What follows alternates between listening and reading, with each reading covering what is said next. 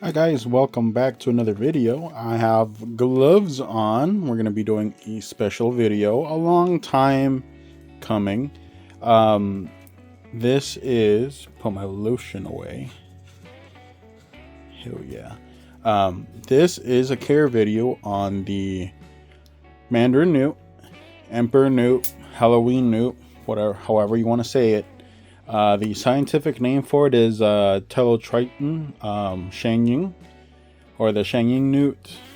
It's a mostly terrestrial newt, probably one of the coolest newts that you can probably get. Mostly terrestrial, only really needs of water when it's time for them to pair up and produce babies.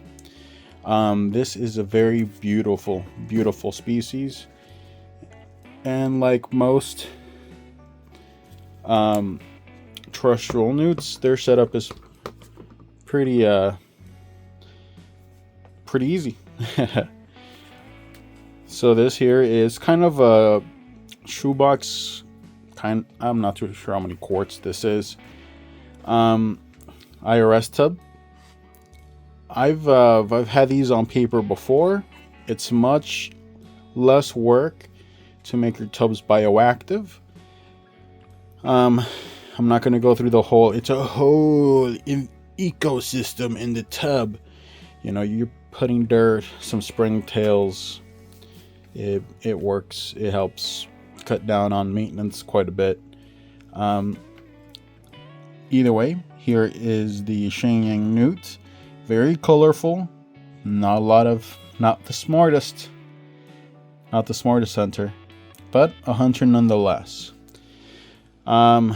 Right, so let me go over some information here. The Xinjiang newts come from a province in China, the Yunnan province.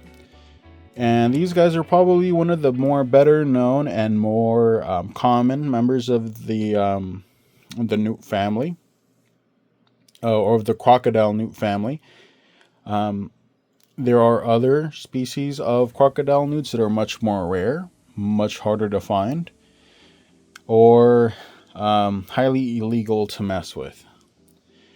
There is a particular type of crocodile newt called the Anderson's alligator newt, or the Ryukyu spiny newt from Chain Islands off of the coast of Japan. But either way, pulling it back, this is probably the more terrestrial newt species. Some places even consider these guys almost like salamanders, how terrestrial they are, though they still have that flat tail. In the wild, there would be puddles that they would kind of swim through with that tail. Yeah, so like I said, don't really need a water feature for these guys until it's time for them to reproduce. And then at that time, you can kind of keep them in a paludarium if you want to have them in a constant water feature. But right now, this one here, I think is about a year old or so. It's gotten quite large. These guys aren't that big, very big. I'd say this guy is about 3 inches or so. Let's see if we can catch it. 3 inches or so from head to tail. Really long tail. So let me get into these guys' care. So the humidity for this species needs to stay consistently high, 70 to 80%, like in this species to dart frogs. So they like high humidity, lower temperatures. We got to make sure that you keep them below 80 degrees Fahrenheit. Diet is mostly insectivorous. They eat crickets, night crawlers, worms, mealworms, really anything. I know that a lot of people feed theirs night crawlers and worms. My biggest gripe with that is a lot of the time the night crawlers and worms that you buy, they're meant to catch fish. A lot of those worms are wild caught, and a lot of the time the worms sometimes carry parasites and other pathogens. So unless you're cultivating the worms yourself and you know where they're coming from, is a clean place, I would not recommend feeding worms from pet stores and things like that. I know that a lot of people do, and they've had great success. Not a single thing has gone wrong. But in my mind, I would rather not. So enclosure size. Now this is the single newt. This I have my trusty ruler here. This is about a 16-inch by, I want to say 10-inch. This is pretty much good for one adult newt, pretty much all the way to adulthood. They reach adulthood between 2 to 3 years. They get large. They're really hard, kind of weird to sex, these guys. There is a cloacal opening that you kind of have to look at. I'll probably flash a picture of it here. Yeah, so getting ahead of myself here. So if you are getting yourself one of these and you want to make a terrarium for these guys, I would say a 10-gallon footprint equivalent would probably be fine. Lighting, these guys don't need any UVB. If anything, you do need lights for the plants. Obviously, these are terrestrial newts. Don't really need a water feature at all unless you're planning to breed. These guys don't really trample. I have a lot of delicate species in the tub here. For example, this microbegonia, or the saxifraga, white line macrobia, mosses and things like that. And the newts really don't don't thrash up the plants at all, which is fantastic. For supplementation, I give mine a staple of crickets, mealworms, and buffalo worms. I really stay away from the night crawlers and worms because, like I said, I'm not too sure where they're coming from. All the insects that I feed most of my animals, either I know what warehouse they're being bred, or I breed myself. So for supplements, calcium pretty much every meal, multivitamin about once a week. You can give these guys the calcium with the trace minerals, trace vitamins. That will work fine. So basically, these guys, are they toxic? No, not really, but they are amphibians. You touch them with your oily hands and nasty fingers, they can very easily absorb whatever's on your hands through their pretty porous skin. So you got to be very careful. So maybe you can touch them maybe with the just on the weekly maintenance of the enclosure and when you feed. Now these guys are really cool in that they kind of get to know you. They know when you're around, it's time for food. They will come up to the front of their enclosure. I actually have a couple of exoterras with front opening glass panels. And when I'm nearby, they're always kind of in front of the glass panels waiting for food. They know it's coming, especially if you hand feed. When I feed my animals, the first one's always free. I always kind of feed off the tongs for the first bite. And then I kind of leave it to them. These guys, not the most proficient hunters, but they are very hungry. They will eat a lot. They will, this is a small newt, but this newt can probably take down 4 or 5 crickets if I let it, but that's way too much. So breeding, it takes around 2 to 3 years for these guys to get ready to breed. Once they become larger, you'll kind of notice that the females will get kind of much larger, much more pudgy. The males will kind of stay like this, a lot more lean, but it takes around 2 to 3 years. Can you continuously cohab them even when it's not mating season? Can you keep the males and females together? Can you keep male and males together? Yeah, these guys, they are not very aggressive. You can probably keep a pair together, probably year round, and they're a terrestrial setup without any issue. And these guys are so lax. I've never really seen any type of aggression between individuals. The only thing I've seen is very quickly, if you cohab them, you'll find that one is much more active in eating and the other one won't be as successful. Not that they'll bully each other for food, but it always looks like one of them gets the demon put into them and they will go on a rampage eating everything. And that of course leaves your other newt in the enclosure with pretty much nothing to eat. So you'll get a really fat newt and then you'll get a really small malnourished newt. Luckily, such a case didn't happen to me, but I very quickly noticed that, and I had 2 other enclosures set up with 2 newts apiece, and I very quickly separated this one and another one into their own bins because they weren't the same size. They started off the same size, but very quickly you can tell that one is pretty much outpacing the other. It might be that the ones that were just growing really fast were females, but I'm not too sure. I'm not looking up their cloacas just yet. So you can't keep them together.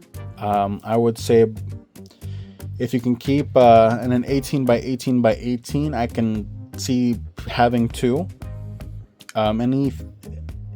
Having more than 2 in that size of enclosure, I would say that you probably have to get like an 18 by 24 by 18 to have 3 to 4.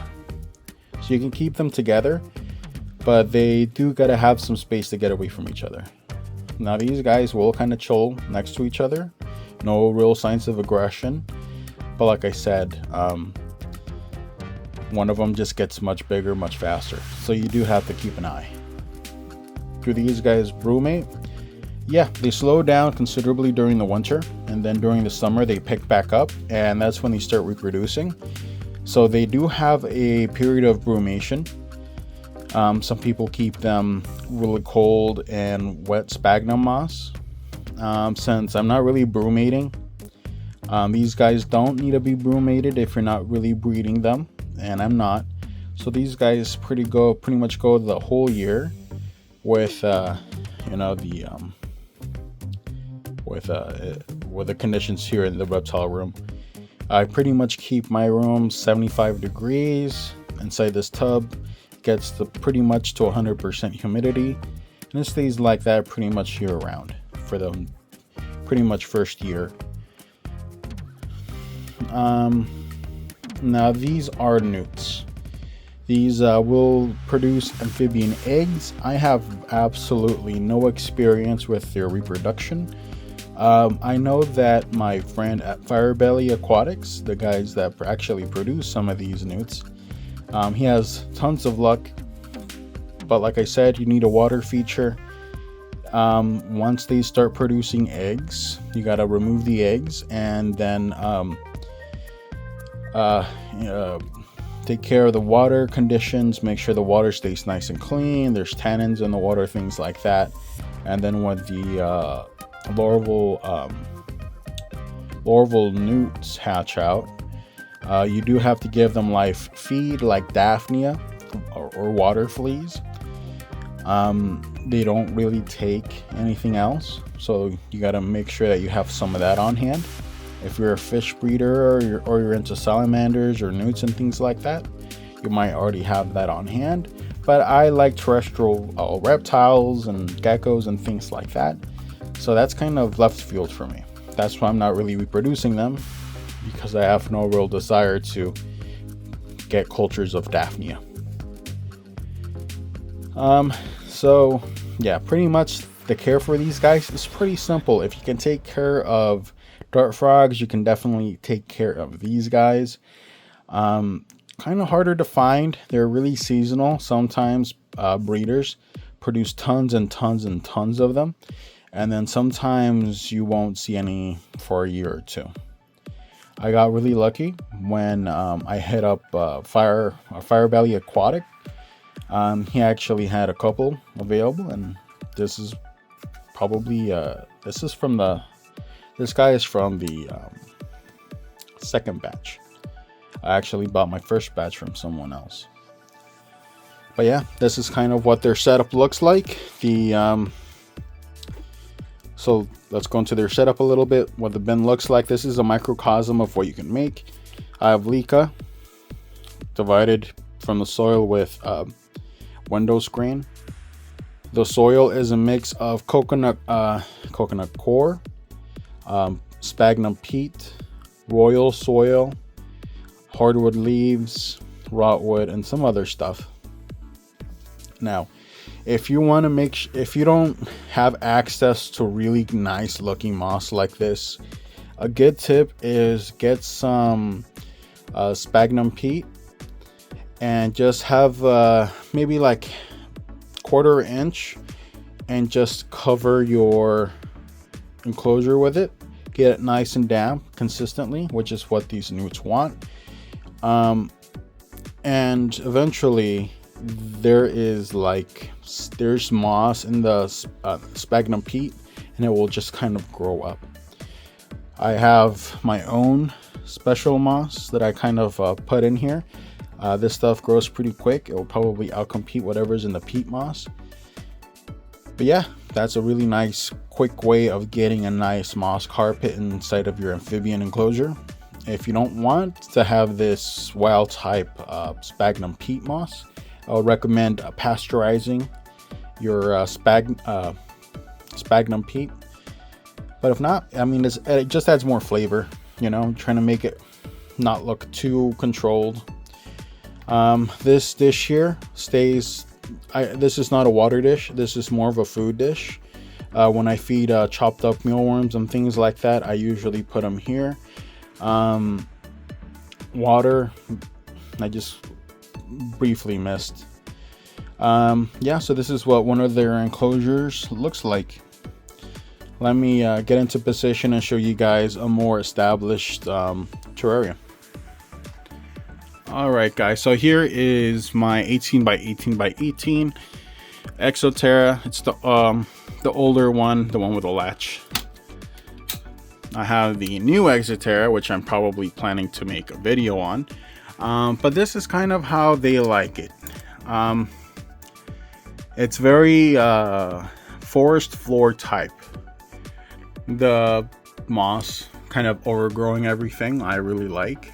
Oh, there he is. Hi guys. No. They will jump out. This one has a weird hump. I don't know why it got that, but she's big chillin', he or she. I'm not too sure why it developed that hump. The only one out of 6 that I have that has that hump. I'm not too sure why. But yeah. They're gonna make a run for it. They're like, oh, there's no food. Bastard lied to us. So it's really thick. Ferns, take up a lot of the light that comes through. And these guys appreciate that. Got a little log in the back that they kind of hide under. But like I mentioned before, if these newts will get used to you to the point where they won't really be hiding. They will literally run out of wherever they're hiding the moment you open up their lid and start begging for food. It's absolutely fantastic. That's why I love these newts so much, and the reason why I can't stop recommending them. They're not hard to take care of, and they're fantastic. They're extremely personable. So here the setup is the same as that tub. I have leca, window screen, then the soil mix, and it's just really nice. I have more of the microbegonia, some red club red club moss, Salaginella. These are ferns. I'm not too sure what the IDs of these ferns are. Tons of different mosses. I have this, I think this is Taiwan moss. And then I have terrestrial physidans in the back. Magravia is actually growing off the back here too. Yeah, this is a really nice looking enclosure. I really like it. And my newts love it. They've been doing great. Alright, so this is 1 of 3. Let me show you guys the next one. Guys, and here is my second enclosure. Another 18 by 18 by 18. This is the new brand Exoterra. Reworked with the dumb latches. Got to push the button and then push the screen in for it to pop open. Now, this is another way to do it. It's another companion fern here, kind of in the middle. These ferns get really big, so I cut them back pretty good. Let's see if I can find. I'm kind of in an awkward position here. Oh, there he is. There he is. He probably heard me and came to check. But yeah, pretty cool. Pretty cool terrarium. Again, lots of different mosses up front. Food dish in front. Tons of mosses in the back. More fern. Here I actually have some Biophytum sentativum kind of growing up, which is really cool. More Salaginella. Some climbing plant, shingling plant from Borneo. I'm not too sure on the name. But yeah, really cool. He's still there. He's waiting for food. I'm gonna pull the crickets out, he starts running. But this isn't a feeding video. Alright, off to the next. So here is the last, got you guys crooked here. This is the last terrarium here. Yeah, tons of moss. Nice rainbow spike moss here. Tons of ferns. I like having, sorry, I'm kind of crouching down. I like having 2 levels to all of my enclosures. So there's like a little ramp up here. Let's see here.